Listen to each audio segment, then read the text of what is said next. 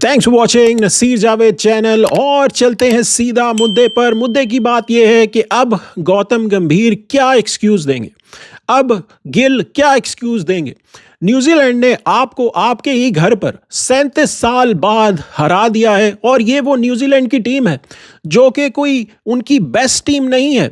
यहां पर champions trophy में न्यूजीलैंड वर्सेस इंडिया फाइनल हुआ था, वहां पर 8 प्लेयर जो इस टीम में थे वो इस टीम में जो न्यूजीलैंड का स्क्वाड था उसमें थे ही नहीं, जिसमें केन विलियमसन नहीं थे, रचिन रविंद्रा नहीं थे, मिचेल सेंटनर नहीं थे, मैट हेनरी, फिर टॉम लेथम, ये सारे के सारे प्लेयर जो थे, जेकब डफी, ये सब मिसिंग थे।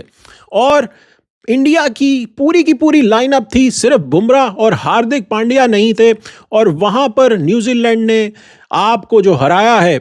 अब आप ये बोलेंगे कि स्क्वाड नया था, वो भी नहीं बता सकते आप, बिकॉज दोनों स्क्वाड्स में तकरीबन 937 ओडीआईस का डिफरेंस है एक्सपीरियंस में, अगर आप सिर्फ एक्सपीरियंस की बात कर रहे हैं। और फिर जो डेरिल मिचेल ने कुलदीप यादव के साथ किया मिडिल ओवर्स में, जो ठुकाई की उन्होंने इंडियन जो स्पिनर्स थे उनकी, पूरी सीरीज में इंडिया के जो स्पिनर्स थे उन्होंने 53 ओवर्स फेंके, जिसमें उनको 350 रन्स पड़े। सिर्फ तीन खिलाड़ी पूरा जो इंडियन स्पिन बॉलिंग लाइनअप था वो ले सका पूरी सीरीज में, और ये इकॉनमी है 6.60 की। यहाँ से जो है वो मुकाबला न्यूजीलैंड लेकर चला गया। आप जो फाइनल ओडीआई था उसमें अगर आप परफॉर्मेंसेस देखें, डेरिल मिचेल ने जो परफॉर्मेंस दी, जब न्यूजीलैंड की 2 विकेटें 7 रन पे गिर जाती हैं, वहाँ पर डेरिल मिचेल बैटिंग करने आते हैं और फिर वहाँ से वो स्कोर लेके जाते हैं। 337 फॉर 8 होता है न्यूजीलैंड जब इनिंग ख़त्म होती है, और कोहली वाहिद बैटर होते हैं इंडिया की तरफ से जो फाइट करते हैं, लोन वॉरियर रहते हैं, अपनी 85th सेंचुरी बनाते हैं। और एक ऐसी स्टेज आती है जहां पर ऐसा लगता है कि न्यूजीलैंड मैच हार जाएगा because of the Kohli's greatness, लेकिन फिर अगेन न्यूजीलैंड कम बैक करता है आखिरी के ओवर्स में, जब हर्षित राणा, नितिश रेड्डी थोड़ा सा स्टेबलाइजेशन लाते हैं नीचे से, और हर्षित राणा जो 50 करते हैं, उसके बाद ऐसा लग रहा होता है आखिर के जो 7-8 ओवर्स रह जाते हैं वहाँ पर ऐसा था कि इंडिया जीत सकता है, लेकिन फिर दोबारा से न्यूजीलैंड जो है मैच में वापस आता है, हर्षित राणा को आउट करता है, और फिर कोहली भी जो है वो आउट हो जाते हैं, और वहाँ पर न्यूजीलैंड जो है पहली दफ़ा ये सीरीज़ इंडिया को पछाड़ देता है।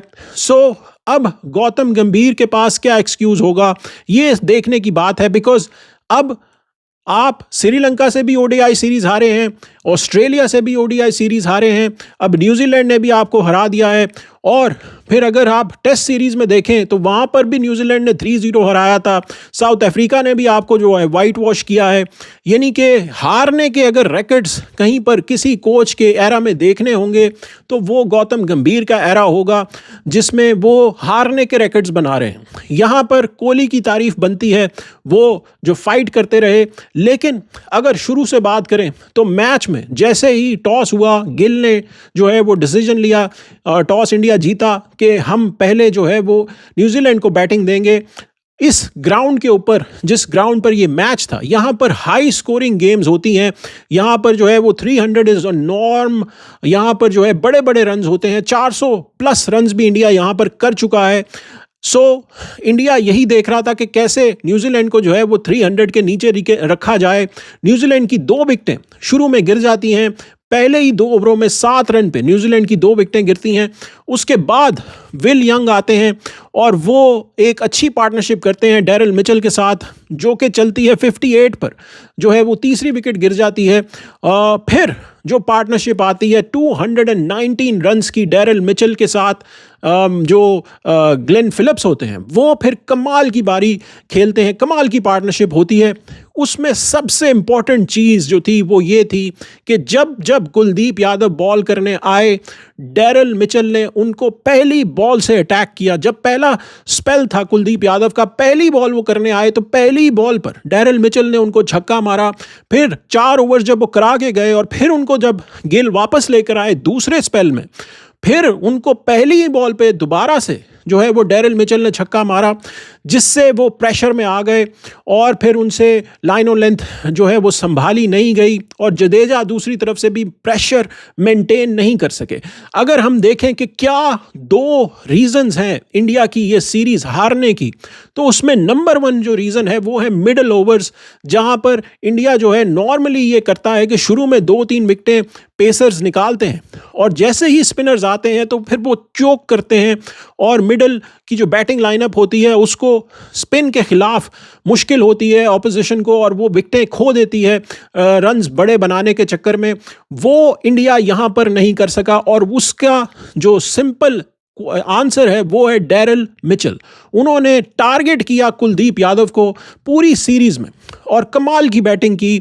आखिर के जो 7 गेम्स डेरिल मिचेल ने जो खेली हैं इंडिया के खिलाफ, उसमें 4 शतक उन्होंने लगाए हैं, 2 फिफ्टियां बनाई हैं। पहले ट्रेविस हेड इंडिया को पड़े हुए थे, अब डेरिल मिचेल जो हैं वो नए गुरु बन चुके हैं इंडिया के। सो ये जो पूरी की पूरी जो लाइनअप थी न्यूजीलैंड की, इसकी जितनी भी आप तारीफ करें वो कम है, बिकॉज यहाँ पर डेब्यू पे डेब्यू हो रहे थे हर मैच में। इनके जो स्पिनर थे जो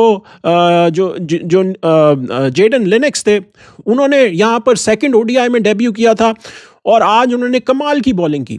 जब 337 रन्स बनाए, 8 खिलाड़ी आउट हुए न्यूजीलैंड के, इंडिया बैटिंग करने आया तो ब्रेसवेल जो थे, जो कप्तान थे न्यूजीलैंड के, उनको इंजरी हो गई और वो बाहर बैठ गए और डेरिल मिचेल ने फिर कप्तानी की। यानी कि न्यूजीलैंड जो था वो बॉलर भी शॉर्ट हो गया।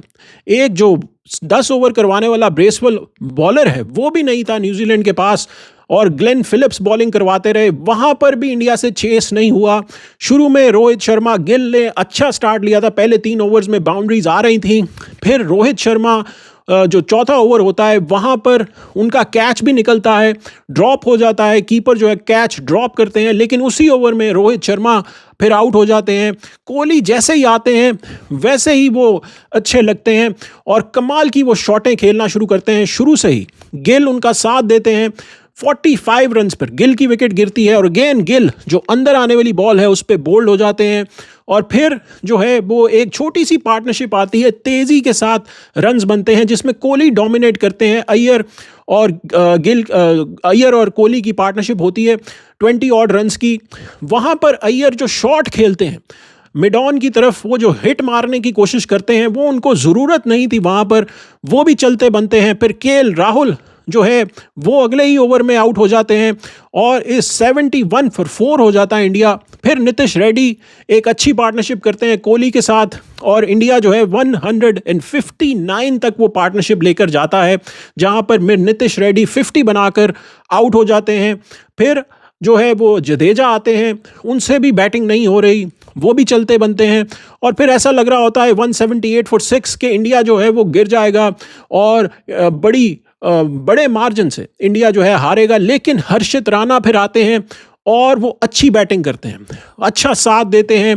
पार्टनरशिप होती है दोनों के बीच में 99 रन्स की हर्षित राणा और कोहली के बीच में, जहां पर हर्षित राणा जो है वो 52 रन्स बनाते हैं 43 बॉल्स पर, 4 छक्के 4 चौके मारते हैं यहां पर। लेकिन हर्षित राणा की अगर हम तारीफ कर रहे हैं तो उनसे ये भी क्वेश्चन बनता है कि आपका प्राइमरी रोल क्या है। आप शुरू में तेज बॉल कराते हैं, शुरू में जो है आप पेसर हैं, तो आपका प्राइमरी रोल विकेट्स लेना है और रन्स को रोकना भी है। लेकिन आज के स्पेल में विकेट्स तो इन्होंने चिटकाई लेकिन 84 रन्स इनको पड़े। सो अगर आपका प्राइमरी रोल बॉलिंग है तो फिर अगर आप बैटिंग से नीचे आके 50 भी करेंगे वो इनफ नहीं होगी। अगर आप जो है बॉलिंग से 100 रन खा लेंगे तो फिर जो है बैटिंग से 50 भी कर लेंगे तो मैच नहीं बचता इस सिचुएशन में। और ऐसा ही हुआ, 50 उन्होंने ज़रूर बनाई और एक ऐसी स्टेज आ गई थी कि इंडिया वहाँ पर मैच जीत सकता था, लेकिन फिर अगेन न्यूजीलैंड कम बैक करता है। फिर कोहली जो लोन वॉरियर रह जाते हैं वो फाइट करते रहते हैं, अपनी सेंचुरी बनाते हैं, 85th 100 बनाते हैं, रैकेट्स पे रैकेट्स कोहली ने तोड़े। सबसे हाईएस्ट रन्स भी अब उन्होंने बना लिए हैं, जो रिकी पाउंटिंग का रैकेट था नंबर 3 के ऊपर, वो भी उन्होंने तोड़ा, लेकिन मैच नहीं जितवा पाए। और वो जब आउट होते हैं तो फिर न्यूजीलैंड जो है ऑलमोस्ट विक्ट्री स्निफ कर रहा होता है और 296 पर अभी 4 ओवर बाकी थे, इंडिया की पूरी टीम आउट हो जाती है और न्यूजीलैंड जो है वो 37 ईयर्स की हिस्ट्री जो है वो बनाता है। अब यहाँ पर क्वेश्चंस उठेंगे गौतम गंभीर से, गिल की कप्तानी जो है उसमें लगातार सेकंड डिफीट जो है वो इंडिया को हो चुकी है ओडीआई में। सो ये अच्छे साइंस नहीं है वर्ल्ड कप 2027 के लिए। इंडिया की जो लाइनअप है वो हैवीली डिपेंड करती है कोहली के ऊपर और रोहित शर्मा के ऊपर। अगर दोनों में से एक परफॉर्म करे और दोनों ना करें तो वहां पर फिर मसला आ जाता है। इंडिया की बैटिंग में भी, बॉलिंग में जो स्पिनर्स हैं वो अच्छा परफॉर्म नहीं कर रहे, और फिर हर्षित राणा बैटिंग से अच्छा लग रहा है, विकेटें भी चटकाते हैं लेकिन रन्स बहुत ज़्यादा लीक करते हैं। So these are the problems that India has to look into. और गौतम गंभीर को जो है वो भी आई थिंक अब कोचिंग का डिसीजन भी इंडिया को लेना चाहिए। लक्ष्मण के ऊपर बातें हो रही हैं कि उनको नया कोच बनाया जाए। लेट्स सी कि क्या होता है। आपके ख्याल से न्यूजीलैंड की परफॉर्मेंस कैसी रही, कॉमेंट्स में ज़रूर मैंशन कीजिएगा। वीडियो को लाइक ज़रूर कीजिएगा, शेयर ज़रूर कीजिएगा। मिलते हैं अगली वीडियो में, तब तक के लिए इजाज़त दीजिए।